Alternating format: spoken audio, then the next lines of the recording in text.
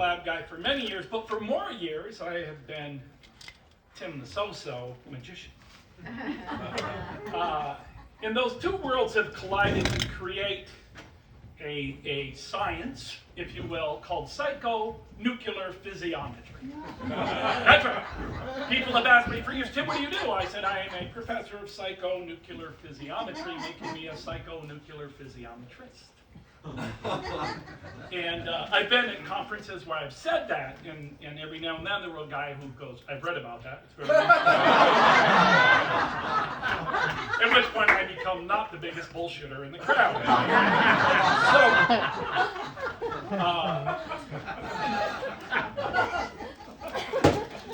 So tonight what I'd like to do is prove magic. Psychonuclear physiognometry is the meshing of the laws of science, thermodynamics, the laws of the universe that we must adhere to, and telekinesis, teleportation, the worlds of mystics that we don't quite understand that make up magic, magic in science. Isaac Asimov, who is a great fan of Asimov, he said, a great advanced civilization has technology that is indistinguishable from magic. Now, this is the man who predicted a world that we're about to be destroyed by. So, let's pay attention to Isaac. So tonight, I will attempt to do that using both worlds. Let me get this straight. I would need a couple helpers, some volunteers, someone who's not afraid to die. You, sir.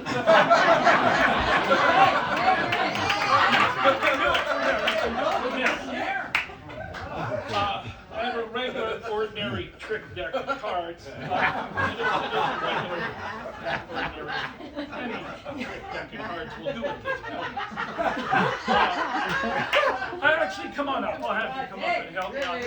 Ladies and gentlemen, my new helper, all the way from Columbus, Ohio. Columbus, Ohio.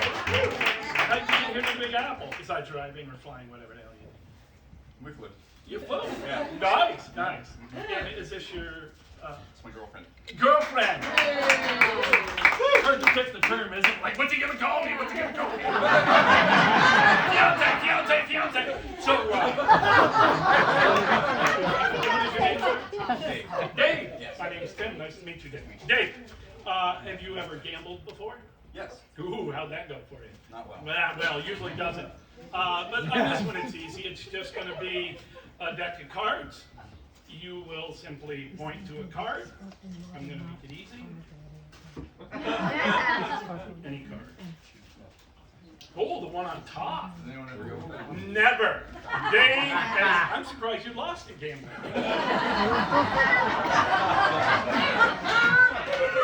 Classic lucky move. You have chosen the top card. Could you hold on to it, please? Just hold it close. So, again, Dave has chosen a card at random. He could have chosen any card. Your lovely girlfriend. Let's get her up here.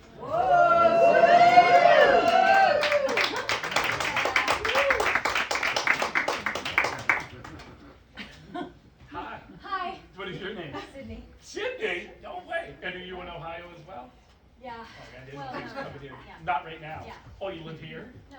Oh. You're here visiting. Yeah. Sydney, that's awesome. Sydney, for this one, I simply have basically 6 cards. I'm going to lay out. Let's do it this way. So what I'm trying to do is establish the mystical part of the world. We're going to see if you two have a connection. You could have picked any card. This steps into the world of like this fortune teller at a show said we had to get married and have children. I went too far. She's like, no way, you went too far.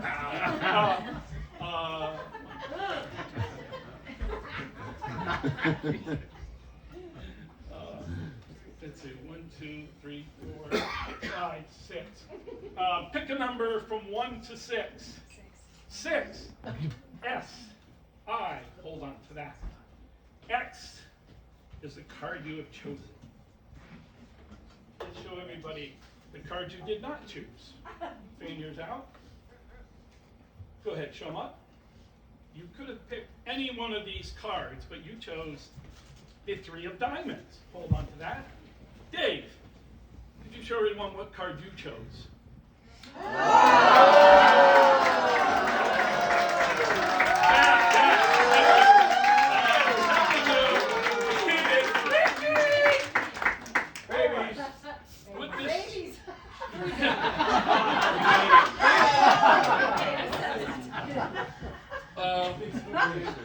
So this tells me that we're the energy. We do need cosmic energy. We are using science, but let's face it, this is mystic, magical kind of shit. So you are going to be my perfect helpers for the great magic illusion.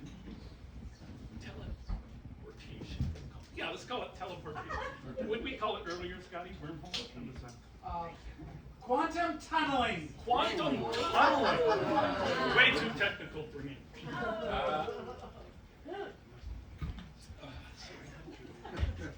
What we're going to do, Dave,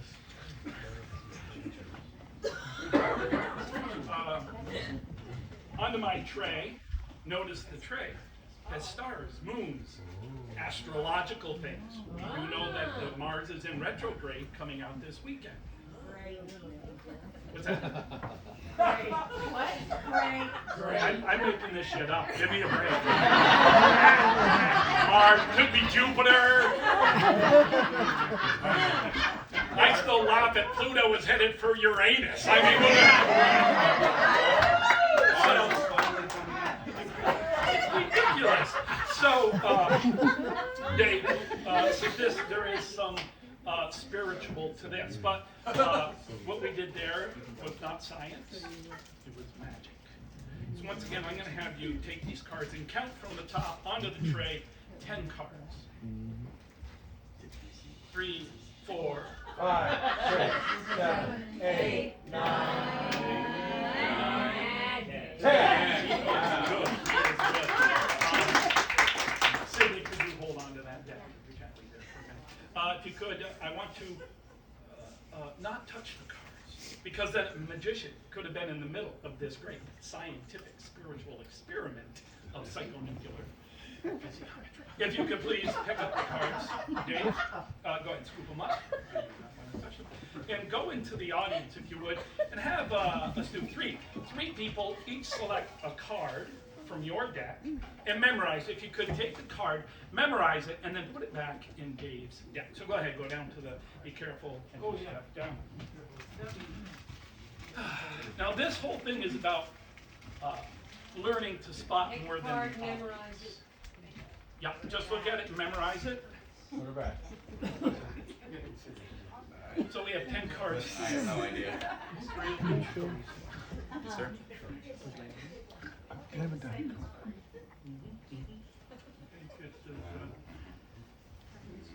Calculations are in it. I got it. I think I got it. So Sydney, what do? Do you work here in town or? No, I'm an analyst for Bath and Body Works.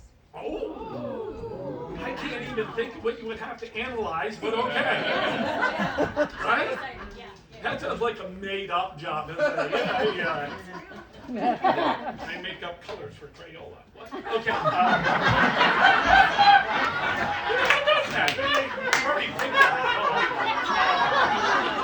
I don't know what so, we have an envelope, and we move it. If you could put the cards inside the envelope, like so, turn them sideways, and if you could, I don't know where that tongue stands. There you go. Hold on to that. Hold them up.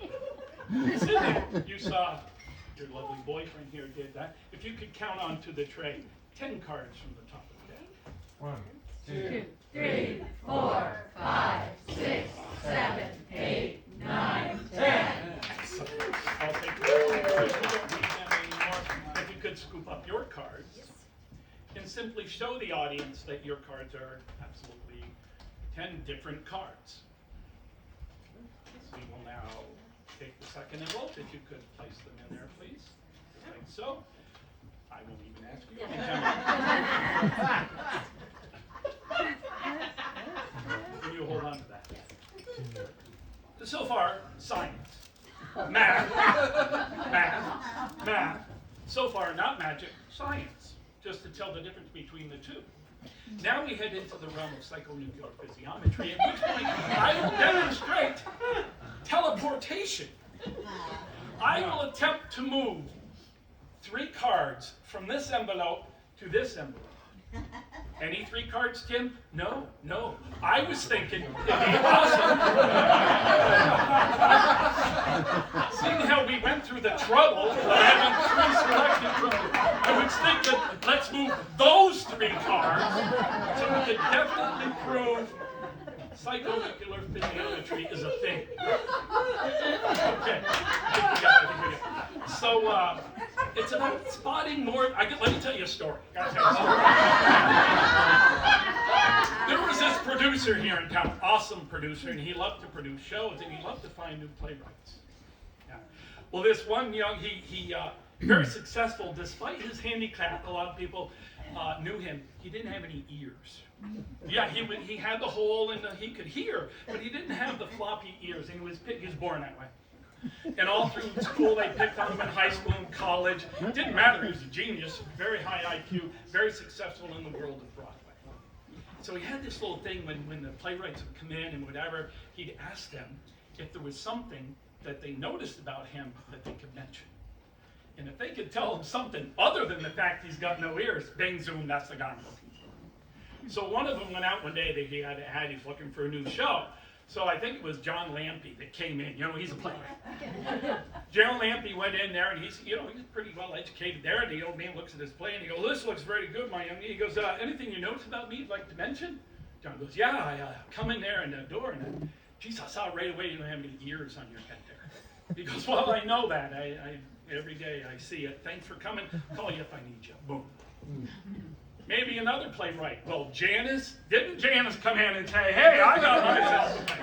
Dude, Goldberg, that sounds like a playwright. So he looks at it. Very good. Janice, anything you would mention to anybody you notice about me? Janice right away says, "Yeah, I come right in. I saw you don't have any ears." He says, "I don't have any ears." That was pretty sure. Yeah. Out he goes.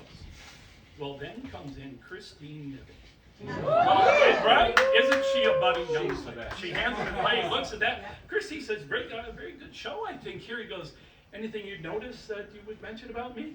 Christine says, "Oh, yes, I saw that you wear contact lenses." Oh, man, this guy was impressed. He goes, "I do wear contacts. See, that's the skill I'm looking for. You know how to think outside the box." Christine, I'm going to do your show. Welcome.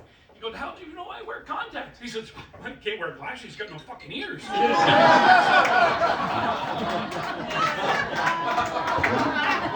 Christine is like that. Let's face it.